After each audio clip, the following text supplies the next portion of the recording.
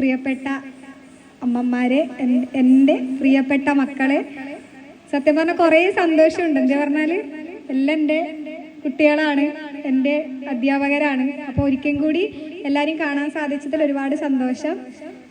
എനിക്ക് ഇങ്ങോട്ട് വരുമ്പോൾ എന്നെ ഗസ്റ്റായിട്ട് വിളിക്കുമ്പോൾ ശരിക്ക് ഗസ്റ്റായിട്ട് വരണം എന്നല്ല, അങ്ങനത്തെ ഒരു ഇതൊന്നും എൻ്റെ മനസ്സിലുണ്ടായിട്ട് എനിക്ക് എല്ലാവരെയൊക്കെ കാണണം, മിണ്ടണം, കുറേ കൊല്ലത്തിന് ശേഷം കാണുന്നതല്ലേ എന്നുള്ളൊരു ചിന്ത മാത്രമേ ഉണ്ടായിട്ടു.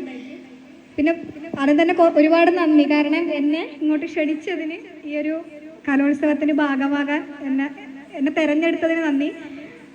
എൻ്റെ മക്കളെല്ലാം കുറേ വലുതായി, അത് കാണുമ്പോഴാണ് എന്തെല്ലാം എല്ലാവർക്കും മീശ വന്ന് വലുതായി എന്തെല്ലാം ആയി. അതുകൊണ്ട് ഇപ്പോൾ കുറേ കൊല്ലം കഴിഞ്ഞിട്ടാണ് വരുന്നത്, നിങ്ങൾക്ക് മനസ്സിലാകുന്നുണ്ട്. നിങ്ങൾ എന്തായാലും എനിക്ക് എപ്പോഴും ചെറിയ പിള്ളേരാണ്. എന്നെ ഞാൻ 6ാം ക്ലാസ്സിൽ പഠിപ്പിച്ച ഒരു കുഞ്ഞാന്ന് എന്നോട് ആദ്യമായിട്ട് ടീച്ചറെ നിങ്ങൾ ഇങ്ങോട്ട് ഞങ്ങളുടെ സ്കൂളിലേക്ക് കലോത്സവത്തിന് വരുമോ എന്ന് ചോദിക്കുമ്പോൾ സത്യം എന്നെ സ്വീപ്പാക്കുന്നതെന്ന് വിചാരിച്ചേ. അപ്പം ഞാൻ പറഞ്ഞു, നിങ്ങളല്ലല്ലോ ഇത് പറയേണ്ടത്, ഓഫീസിൽ നിന്നല്ലേ പറയേണ്ടത്, ഞാൻ അടുത്ത് വിട്ടു. പക്ഷെ പിന്നെയും ഇവർ വിളിക്കുന്നുണ്ട്, മെസ്സേജ് അയക്കുന്നുണ്ട്, അപ്പോഴും ഞാൻ അത്ര കാര്യമാക്കിയില്ല. പിന്നെയാണ് ടീച്ചർ വിളിക്കുന്നത്, ഇങ്ങനെ കുട്ടികൾ പറയുന്നുണ്ട്. അതിനപ്പുറം വലിയൊരു കാര്യം എനിക്ക് കിട്ടാനില്ല, കാരണം ഞാൻ പഠിപ്പിച്ച എൻ്റെ കുട്ടികൾ തന്നെ എന്നെ ക്ഷണിക്കണമെന്ന് പറയുമ്പോൾ അതിനാണ് ഞാൻ നിങ്ങളോട് നന്ദി പറയുന്നത്, എന്നെ ക്ഷണിച്ചതിന്, എന്നെ മറക്കാത്തതിന്.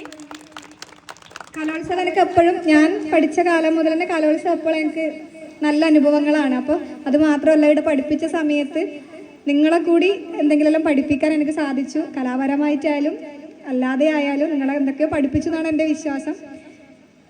എന്ത് പറയേണ്ടതെന്ന് മനസ്സിലാവുന്നില്ല. ഞാൻ അവസാനം പഠിപ്പിച്ച സ്കൂളാണിത്. ഇവിടുന്ന് ഇറങ്ങിയതിന് ശേഷമാണ് എൻ്റെ ജീവിതത്തിൽ എന്തെല്ലോ സംഭവിച്ചത്. അത് എല്ലാം ഞാൻ ആഗ്രഹിച്ച കാര്യങ്ങളാണ്. അപ്പോൾ എനിക്ക് നിങ്ങളുടെ അടുത്ത് പറയാനില്ല, എന്ത് പറഞ്ഞാൽ കിട്ടുന്ന അവസരങ്ങൾ നിങ്ങൾ ഇപ്പോഴേ ഉപയോഗിച്ച് തുടങ്ങണം. അത് കലോത്സവ വേദികൾ എന്നെല്ലാം പറഞ്ഞാൽ നിങ്ങൾക്ക് വെറുതെ അങ്ങോട്ടും ഇങ്ങോട്ട് വർത്താനം പറയാനോ അല്ലെങ്കിൽ കറങ്ങി നടക്കാനോ ഉള്ളതല്ല. അതിപ്പോൾ നിങ്ങൾക്ക് മനസ്സിലായില്ല. ഇപ്പം നിങ്ങൾക്ക് നല്ല രസം ഉണ്ടാവും. ഈ സമയം മാത്രം നിങ്ങൾ ഇടുന്ന വേദിയിൽ കയറി നിങ്ങളുടെ എന്തെങ്കിലും കഴിവ് പ്രകടിപ്പിച്ചാൽ ഭാവിയിലേക്ക് നിങ്ങൾക്ക് തന്നെയാണ് ഉപകാരം. അപ്പോൾ കുറേ സന്തോഷം ഇങ്ങനൊരു വേദിയിൽ പങ്കെടുക്കാൻ സാധിച്ചതിൽ. അപ്പോൾ എല്ലാ കുഞ്ഞുമക്കളും ഓരോ അത്ഭുതം കഴിവുകളില്ലാണ്ടെന്ന് ആരും ജനിക്കുന്നില്ല. കുടുംബം പോലെയാണ്. 2 അധ്യയന വർഷത്തിൽ ഉണ്ടായിരുന്നു.